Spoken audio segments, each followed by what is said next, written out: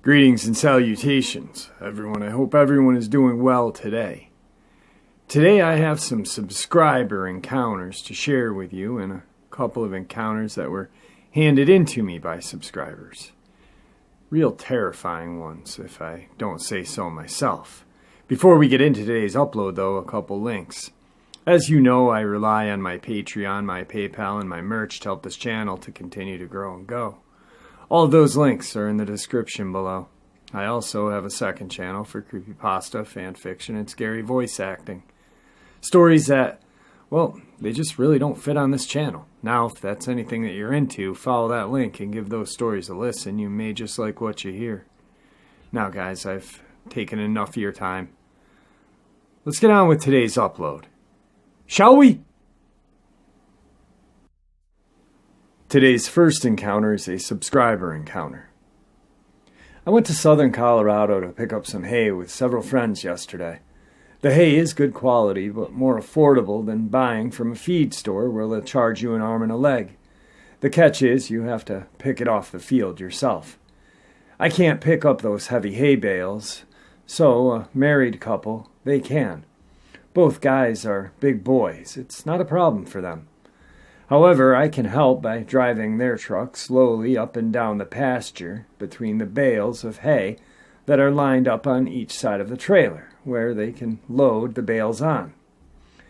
As they load, I can enjoy the beautiful scenery. I've seen elk, deer, coyote drinking out of the irrigation ditch that runs all around his pasture on different occasions. On the last leg of them loading the hay onto the trailer, I look over to the next pasture and start watching the rancher's horses grazing when I notice a bare spot in the pasture. It looked like the ground had been scraped. Then this horrific, god-awful smell hit me. The guys noticed it as well. We were all gagging. They hurried up loading the hay onto the trailer. The rancher met us on the way out so we could pay him. We told him about the smell just in case he didn't know about it. He did know about it and proceeded to tell us last week he found a deer carcass in the horse pasture I mentioned above. He said it was shredded up. He had never seen anything like it. He mentioned that the smell was so bad that he threw up on the spot. The dogs refused to go near the deer carcass, which he found was odd.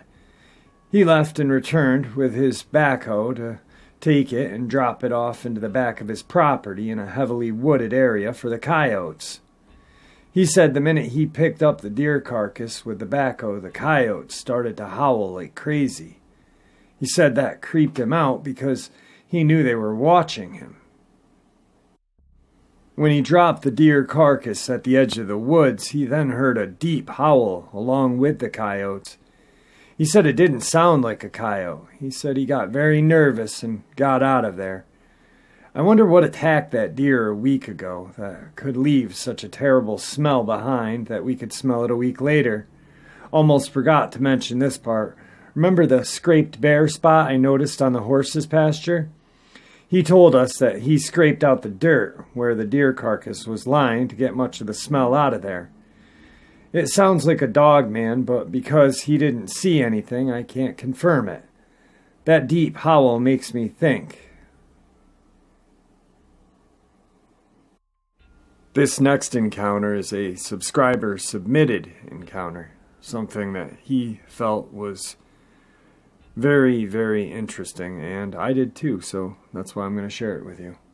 Crawford County woodsman has close encounter in Ozark National Forest.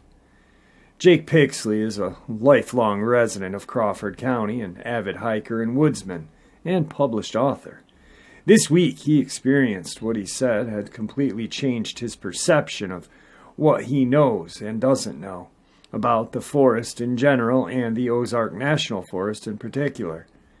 PIXLEY had what seems to be a Bigfoot sighting, and he doesn't care who believes him or if people think he's a crackpot.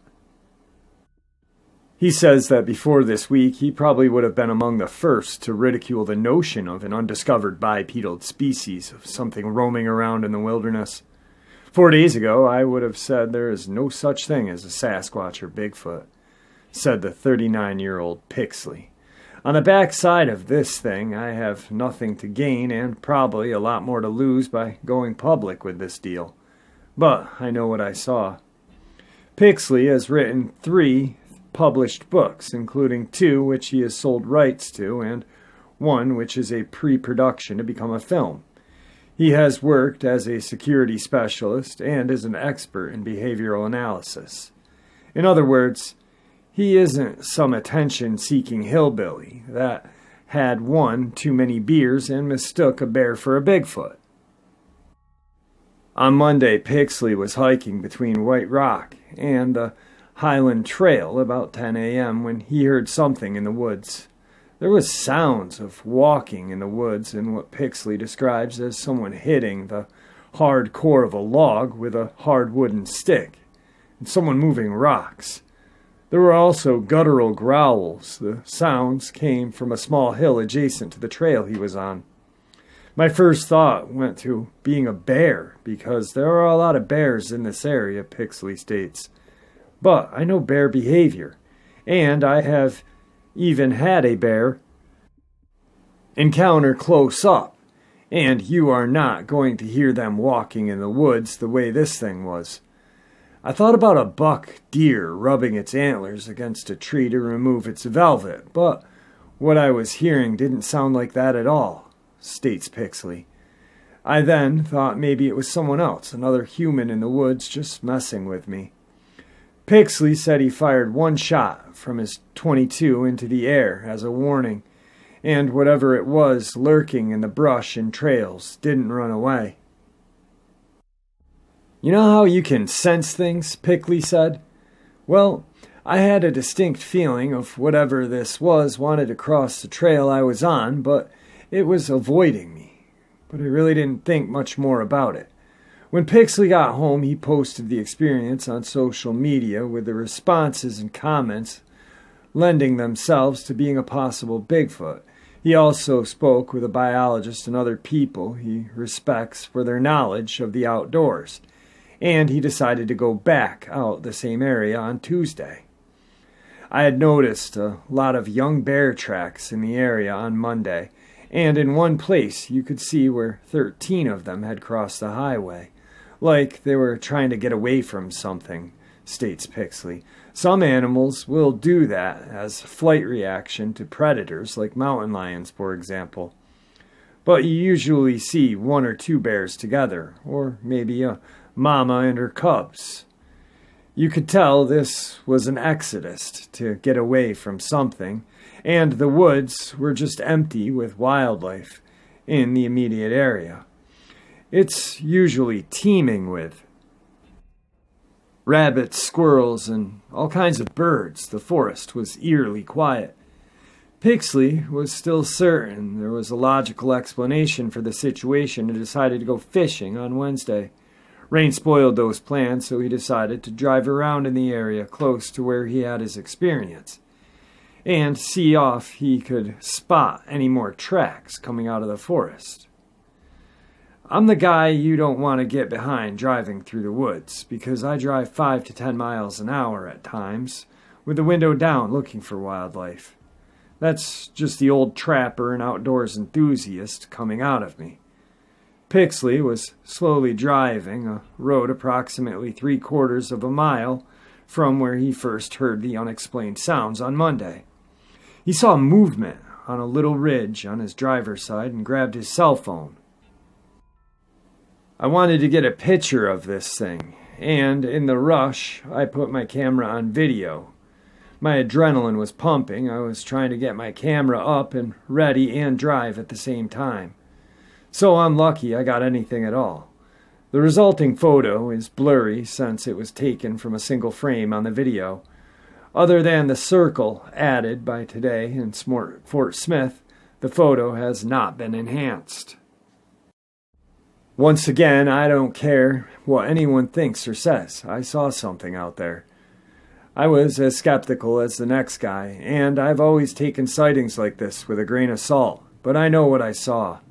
PIXLEY will not disclose the exact location of the sighting, and elements of the video would probably tip someone off who is familiar with the area. He narrowed it down to an extreme northeast Crawford County near Washington County line.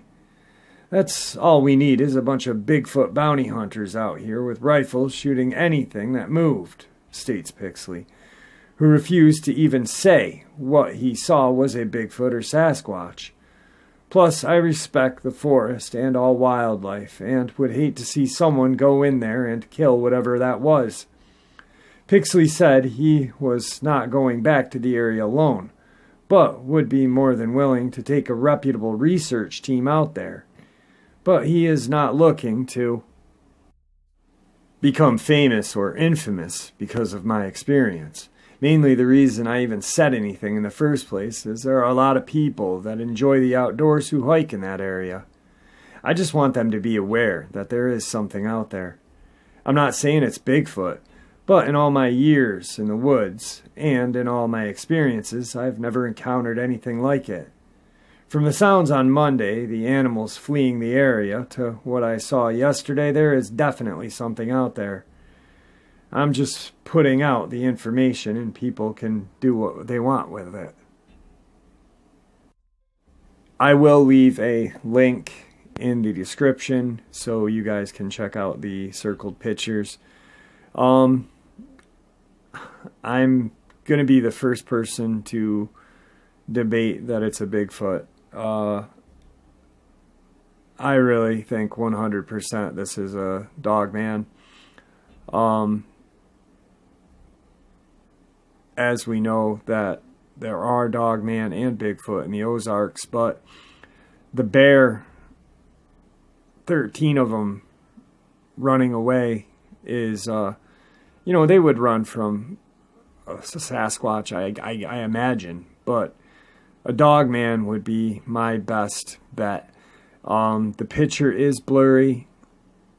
You can sort of make out something, but from what I see a Dogman. Some of you may see Sasquatch, but you know what? It's something, and that's all that matters. Today's third encounter is a subscriber encounter.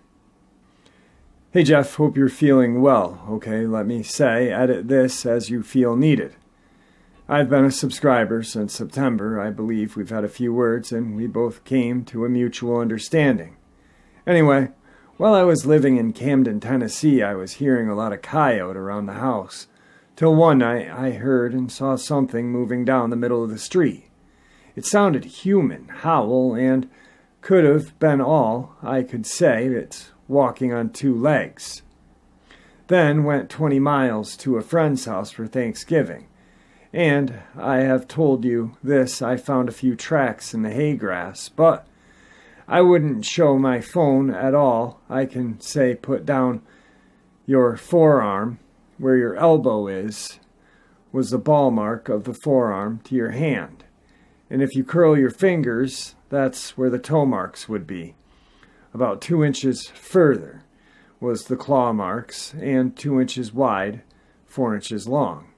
I figured it was sitting on its haunches, just pad marks walking away, so I moved to Florida and wound up homeless. I was staying in a bird sanctuary in Daytona, a few times headed back to my camp. At the same spot, something would track me. Never saw it, but it happened like 3 times. Okay, so my camp was about a half a mile in. So this time it's 4 a.m., I'm heading out and almost out of the woods, about 300 yards left. I turned the corner and heard something. I was wearing a headlamp with a battery that was almost dead.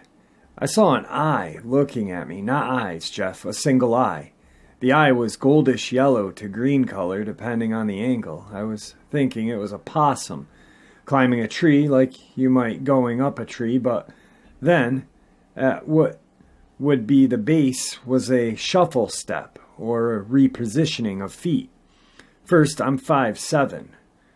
What, in Florida, can look at me in the eye, and when I say look at me eye to eye, was about 5'8" to 5'9". I was only about 3/4 feet from it when it stepped out. The eye disappeared, but I got the dark impression of a round head. I'm thinking Bigfoot. Now, I've been listening to many how to hunt and Dogman encounters, but then I saw the wolf's head at the same height as the eye, but about 4 inches further to the right. Ever seen the wily looking around the corner, but he's moving his body in the opposite direction? That's what the impression I got at this point.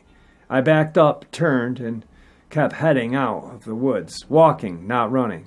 I was thinking, whatever this is, it'll stay there, and I'm not messing with it. I got about 40 yards up the trail, and about 20 feet behind me I heard crack of a good-sized branch. Just a coincidence? Now I'm about the edge. I heard another crack, same distance, both on the side the eye was at. At this point, I turn around, stop, and just say, "Yo, I'm 51 years old. I'm too old to run. If you comin', let's do this." Nothing. I believe it was a young man. Something has also been running with the coyotes right in the middle of Daytona. Tech, it's Port Orange. But no one who's not from there knows where it is. And at 4 a.m., I'm not stopping to ask if I could take a pic. I went back the same spot the next morning. The tree was only a sapling, only about an inch around, so I think that leaves out any small critter trying to climb up the tree. And the eye was the size of a medium chicken egg. This was around June 10th, 2020. So since I left Florida, I came to Nevada and was in Beatty, Nevada, closing up my mother's apartment as she went into a living arrangements. She's not able to stay by herself from a brain tumor operation. So anyway, 3 nights in a row, I went out to the porch to get boxes. This was between 3 and 3:30 a.m. All 3 nights, Jeff, I saw a fairy. Now, I know that's crazy, right? But I can tell you it was slime green and blue color. If you go to Pinterest and look up Janet Habbard drawing, it looked like that, wing-wise, but the wings were bigger now when it hovered. I saw the arms, head, and legs, but when it flew away, it looked like a cucumber, but with wings. And the motion of the wings beat up and down, but it also rippled like waves. I worked in that town, and the bats around there are only a couple 3 to 4 inches long. This fairy was about 8 to 10 inches body size. That was around the 24th of June. What's next, Jeff? A unicorn? Giant? I don't know, man. Anyway, if you want some more details, give me a call or email me. This next encounter is something that I found out of southern Illinois. Angie Dixon doesn't know what she saw, but she knows she's not crazy. I can't tell you what exactly it was that I saw, she states, recalling a time nearly 20 years ago her daughter and now ex-husband were driving near Makanda in the small hours of a February morning. It was around 2 a.m. Snow was falling. Dixon said she was driving with her then 10-year-old daughter to pick up her husband from his brother's home. On the way back, she was driving near Makanda when she saw what she thought was mailbox reflectors. She got closer and thought it was a mountain lion. At about 25 feet away, she realized she was wrong again. I realized that was no cougar, and it was actually crouched down in the middle of the road holding something. Dixon remembered. We just sat there and was watching it, and it just stood up, and it was huge. Dixon described it as completely black with defined muscles. All I could focus on was its eyes, she states. Red, yellow, glowing eyes. Then, Dixon said, it took off and was gone. Dixon's daughter was among the first to speak up. She was like, "Was that a Bigfoot, Mom?" Dixon recalled. Dixon admitted her sighting doesn't always make her popular. I get laughed at all the time, Dixon says. It's like I'm not fibbing, I'm not lying, and I'm not saying what it was because I don't know what it was. I have no clue. But that's what I saw, she states. She's not alone, far from it. Monster sightings are woven in the fabric of southern Illinois. The Tuttle Bottoms Monster in Saline County, the Big Muddy Monster in Jackson County, big black cats, giant snakes, and little red men are all familiar folk tales. For some, they are more than folklore. We are knee-deep in it, Zach Starrick says. He is the chief member of the Southern Illinois Monsters Hunter Group. He investigates reports of unexplained sightings in Southern Illinois and throughout the U.S. Starrick, a Williamson County native, said he feels like Illinois is a particularly special place when it comes to cryptozoology, which is a study of mysterious beasts and entities from folklore. Illinois is a creepy place, and it's also a very haunted place, he recalled. In fact, he said in 2017, Illinois ranked second out of all 50 states for Bigfoot sightings. Southern Illinois, in particular, has its own vivid collection of folk tales and mysterious monsters. The most famous likely being the Big Muddy Monster, the region's version of Bigfoot. Sightings of the monster peaked in the 1970s and 80s, even garnering attention from the New York Times. Carbondale attorney Christian Burrells saw a beast and made a report of it. Burrell recalled recently that the incident from 1973. He said he was 3 years old playing in a sandbox with his neighbor. It was getting towards dusk in his Westwood Hills neighborhood. After his buddy went home, Burrell said he stayed outside. As I was out there, I saw something. I don't really remember the actual seeing of it, Burrell says. He said he turned around and looked up at his house. The lights were on as night had set in, and the windows glowed. Burrell said he had one thought. Mommy! While the monster itself isn't clear in his head, some parts of his memory are. To this day, I have a really clear picture of being really afraid and turning around and looking at the house. When he went inside to tell his parents what he saw, they weren't too concerned. His dad, still dressed from work, was on the kitchen floor replacing a hinge on the refrigerator. Okay, that's fine, it's time to go to bed, is what Burrell remembers being told when he announced his encounter. It wasn't until later that evening that his parents took a bit more seriously. He said a neighbor called his mother to say one of her children had seen something in the neighborhood. The neighbor who called, Burrell said, was a very conservative woman and not prone to exaggeration. Burrell's mother told the neighbor to call the police. The police came out and they brought their tracking dogs. Burrell states, though he admitted he was in bed at the time, the neighborhood was out listening to something crashing through the brush back there. Burrell said the story goes that the police chased it all the way to a barn in the woods, but Burrell said the dogs were too scared to go in. Eventually, the dogs were tossed, but nothing found. And it gets away, Burrell says. In my mind, I don't know what it was. The monster cropped up again about 15 years later in Murfreesboro, according to stories published in the Southern at the time. Bob Remen told reporters that he encountered the beast, which he said smelled terrible, at his salvage yard in '88. Remen described it as 10 feet tall, with red eyes and yellow teeth. His mother told the Southern it smelled like a skunk that fell in a sewer. At that time, he provided sketches to the newspaper. When investigating these types of claims, embracing certainty of the uncertain is a part of it. I try to give people the benefit of the doubt, Starlick says.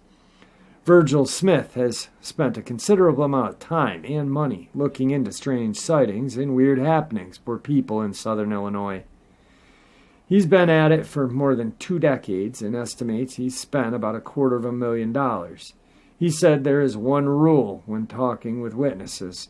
Don't ever discredit anyone when you talk to them for any reason, because the first time you do, your research is over.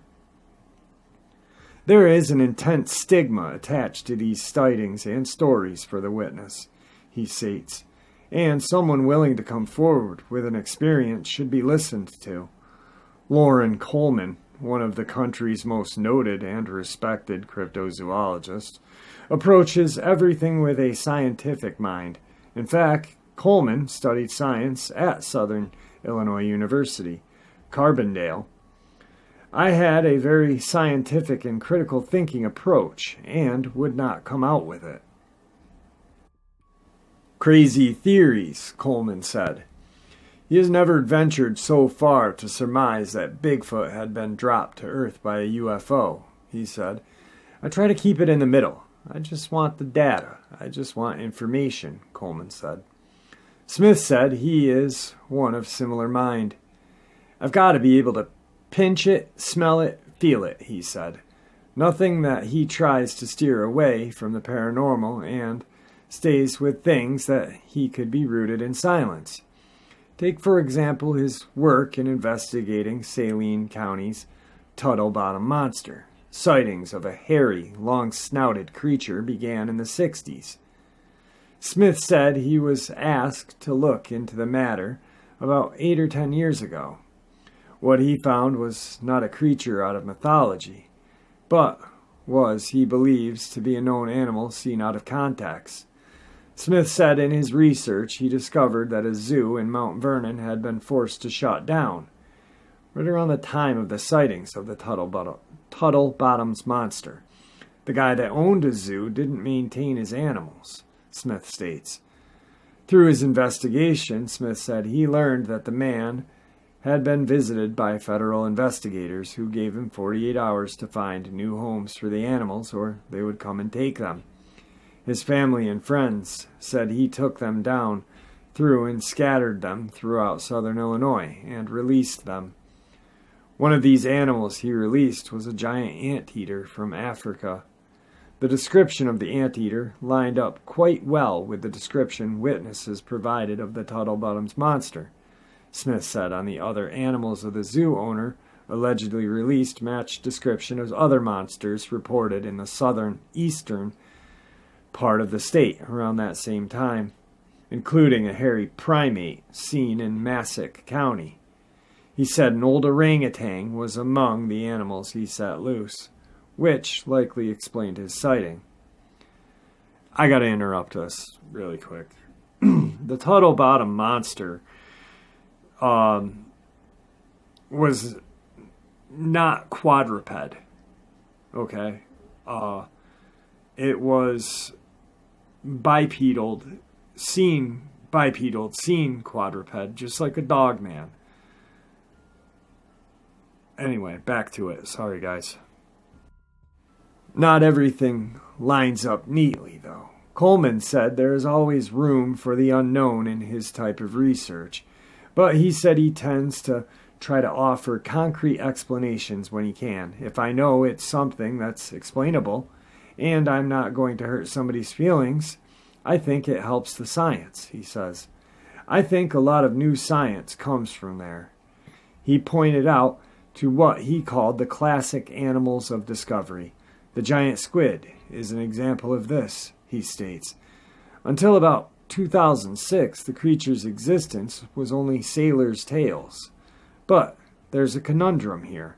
Coleman admitted that cryptozoology is always left holding on to a list of unknown, potentially unbelievable hypotheses. The giant squid rested firmly in cryptozoology until it was confirmed and taken away from that field and brought into conventional science.